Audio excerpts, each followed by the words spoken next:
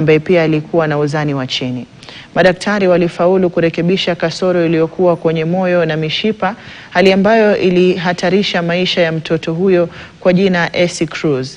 Ni upasuaji ambao kando na ujuzi na vifaa maalum, madaktari waliohusika wameelezea kuwa walihitaji maombi pia ili kufanikiwa. Ken Gashuhi anaarifu.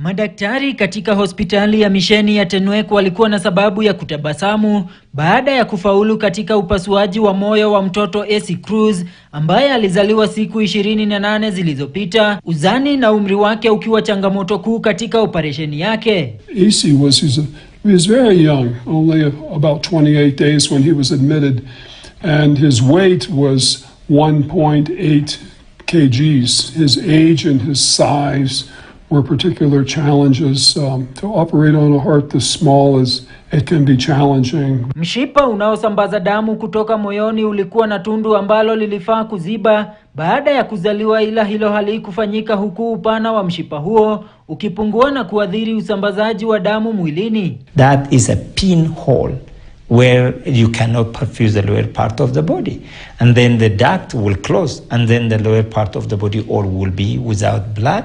Upasuaji huo ulichukua zaidi ya saa 7 kukamilika, madaktari wakisema kuwa kando na ujuzi na vifaa maalum, maombi yalihitajika pakubwa. Cardiovascular perfusion team must have the right equipment, the right caliber of perfusion packs, the tubings that goes, the cannulas that goes to like almost the vessel of this neonate is almost size of spaghetti, and you have to be able to cannulate those ones and again repair those ones. Kufaulu kwa upasuaji huo ni afueni kubwa kwa wazazi wa mtoto Essie Cruz baada ya kutafuta tiba katika hospitali tofauti nchini na kugharamika kifedha. The doctors have already done a wonderful job to him, and I know when the baby will be a well-grown man, we'll be able to know the stories. Kulingana na Daktari Arega Leta, kasoro kama hii hushuhudiwa mara nyingi na inaweza kutambulika kabla ya mtoto kuzaliwa na kurekebishwa. The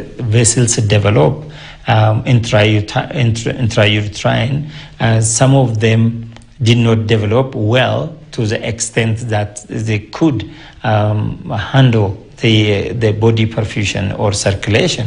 Familia hii sasa ikiomba usaidizi wa kifedha ili kugharamia matibabu ya mtoto Essie ambaye sasa anaendelea kupata nafuu hospitalini. Ken Gashuhi, KTN.